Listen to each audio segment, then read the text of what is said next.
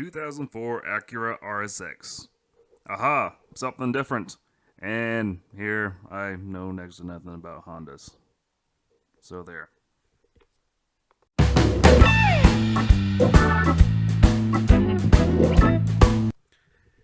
Alright, let's dive into something new. For me at least. The first Honda, technically, on the show. And really, my first foray, here I go, tripping over my words already, into the Honda world. I'm not lying. I missed the Honda boat completely up until now. My parents never owned one. I've never owned one. My brother's never owned one. And I've never really had the chance to really work on them. So here I am, rambling on about a Honda. For all your Honda nerds out there, I'm looking at this car with a clean slate. And let's go. Alright, let's get into the Acura brand itself. In the mid-1980s, Japan had imposed voluntary export restraints on the American market. I know, intriguing. So, it had become more profitable for the Japanese brands to export more expensive models to the Americas. As a result, the big three Japanese manufacturers, Honda, Toyota, and Nissan, started working towards marketing their own luxury brands for the American market. Honda, working with Britain's struggling Rover, was the first of the punch with its Acura brand. The other half of the partnership was Rover's Sterling brand, but that's a disaster waiting for another day. Serving as Honda's luxury brand, the brand itself would be what many considered an entry-level luxury brand, much like a Buick or Mercury. Not Cadillac territory, but a definite step up from the basic Honda brand. Of course, nowadays Honda try to market it about where Cadillac is, but at the time I think it was more like a Buick or a Mercury. That's just my opinion. What you're looking at is the 4th generation Acura Integra. The Integra was a compact front-wheel drive entry-level sports coupe in the 1990s that helped develop Honda's enthusiast following. When it came to the 4th generation in the American market, Honda decided that its Acura image needed a boost, and going for an alphanumerics would better suit the brand when it came to chasing the Germans. The RSX would also serve as a replacement for the larger Honda Prelude, in which Honda was moving that brand towards a more American-focused SUV-heavy lineup. The RSX, known as the DC-5 Integra outside of America, was introduced in 2001 and was produced up until 2006. It was not replaced directly, and the rest of Acura's lineup would follow the gussied-up Honda image that had built since the 1980s. It's a small car with a wheelbase of smidge over 101 inches and weighs only about 2,600 pounds. I think the proper term for this car is sport. According to Wikipedia, this proper term is sport compact. As even though it's an Acura, it's truly an entry-level sports car. It was $19,000, $975 new, which today is a little over $25,000. And that's still very much an entry-level price. This little Acura competed against other small sport compacts of the era, such as the Dodge Neon SRT4, Ford Focus SVT, Honda Tiburon, Mazda Speed Protege, Reborn Mini, and the Mitsubishi Eclipse and Evo. And there was a whole lot more. Yeah. The early 2000s were great for cheap, fun, small cars. Like the Integras of the 1990s, the RSX is a direct sibling to the money-making Civic. Think of it as the Bart Simpson to the Civic's Lisa. It's the fun choice. It's got aggressive haunches, slick lines, angry headlights, a long glass hatch that evokes the aggressive designs of the muscle cars. Eternal blue that this car's painted is a lovely shade, helping this little hatch seem bigger and shoutier than it actually is. It truly is a slick little design, and fits in perfectly with Acura's design language of the time, especially in that face. There were two models, the base model, which is this particular car in particular, and the Type S. The big difference between the two were the engines. While the base had Honda's then new 2-liter KA20 A3 straight 4, which produced 165 horsepower, the Type S had the KA20 A2, which produced 200 horsepower, and the K20Z1. There's a lot of numbers here. which produced 210 horsepower. There's also the A-Spec Performance Package, but that was a dealer option that outfitted a JDM body kit and Type R wing to it. You either had a 5-speed manual or a 5-speed automatic with sequential sports shift.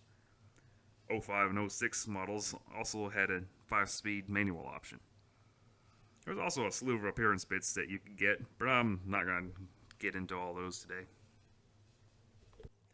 The K820A3 features Honda's famous variable valve timing system here in its iVTEC generation.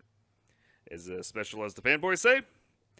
I couldn't really tell you, it just felt like a perky little 4-cylinder. It didn't really feel any faster than the Ecotec in my Saturn in a straight line. And that thing has a very economic gearing in GM's modest Ecotec. I will say I wasn't getting on it very hard. As I was warned, it's got a worn transmission bearing, and it clunks very noticeably when you try to bang through gears. The rest of the performance is on par with a small front-wheel drive car, although the tight rack and pinion steering, and had a little bit of a harsh ride. Overall, I will say it's kind of definitely feels sportier than the Saturn, but it's not really anything special. Inside, you're treated to black and silver plastics. While it is an entry-level car, it's on the higher end of that spectrum. On a scale from GM to Volkswagen, this fits firmly towards the Volkswagen end. The materials are nice, and the dark colors give the impression that you're in a higher quality car than you actually are. It's a stark contrast compared to all the same shade of gray you get in White Lightning. Screams cheap car while never straying from the thin plastics in, like I said, the same shade of gray. Climate controls stand out, and a contrast in silver on the top give off a kind of an aeronautical feel with those silver turn knobs. The whole center of the dash and center console are a nice sleek design, flown downward with a single curve. They've even integrated the cup holders into this design. The rest of the controls sort of fit into that trap of Japanese buttons everywhere. So you got radio controls awkwardly off-kilter on the wheel, and your sunroof and other buttons are kind of slapped underneath the left side of the wheel. But I would live with this over the Saturn. Continuing with the interior, the back seats have decent legroom for a big guy like me, but the fastback roofline is meant for kids or people without heads. If I chopped my own head off, I could have easily fit behind there, but yeah, it wasn't going to work. The biggest takeaway from inside, though, is the shifter. Well, not really the shifter itself, but the throws of the shifter. I've never really been in a car with a 5-speed that throws like this. Normally you got either long throws, to and throw, or short throws. This has both somehow. First, third, and fifth, you got these long throws, kind of like what I got in White Lightning. But when you pull it back for an even gear, it's got these really short, stubby throws. I thought something was wrong with the transmission at first. It took me by surprise, and it took me quite a bit to get used to it. You go from a normal throw to this extremely short race car-like pull. I eventually got used to it, and even forgot about it as the drive went on, but like I said, it took some time getting used to. I didn't really hammer on it, as mentioned previously. I was warned about it, the transmission bearing. I couldn't really comment on the clutch feel, as the clutch itself felt like it was really worn out, and I'll get into that a little bit later. And that's going to lead directly into my next bit. This car has 175,000 miles on it, and it feels like it was the little dog crap's been beat out of it, those entire 175,000 miles. The clutch is very worn, the transmission clunks about when you try to shift it hard. The shifter is just really sloppy, like someone's manhandling it a lot. The dash indicators don't work. There's obvious damage from the nose. The owner, Mike, recently purchased this car, and he had to replace the bumper, as you can see. He got from a junkyard, and then he installed the hood pins until he can get the hood mechanism fixed. The whole car kind of rattles about, which is not what you expect out of a higher end brand like Acura. But I will say it rattles in that I've been abused by 16-year-old kids for the last so many years rattle. It's not so much the build quality, it's just an abused car.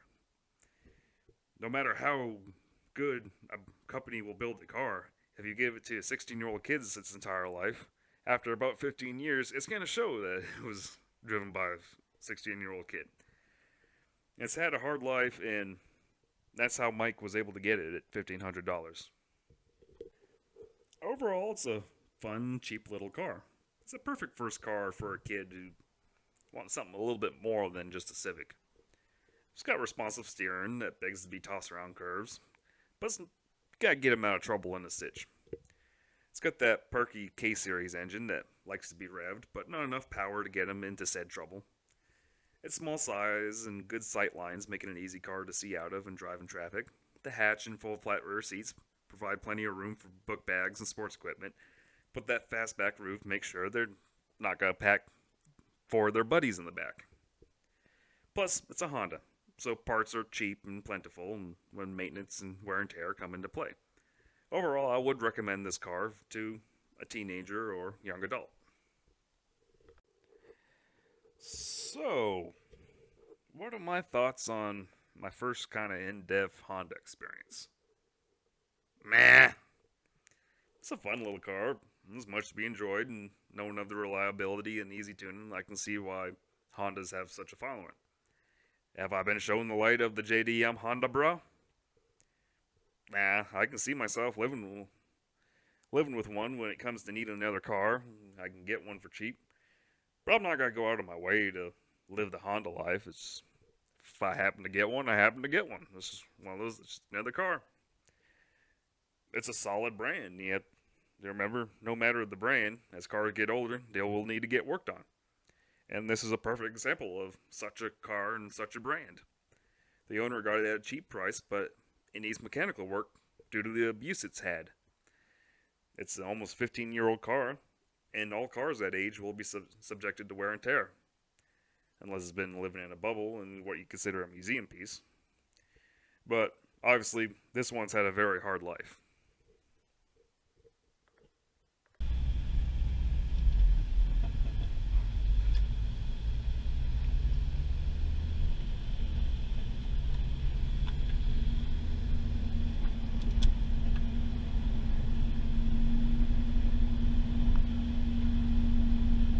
Wow, this thing's gonna howl.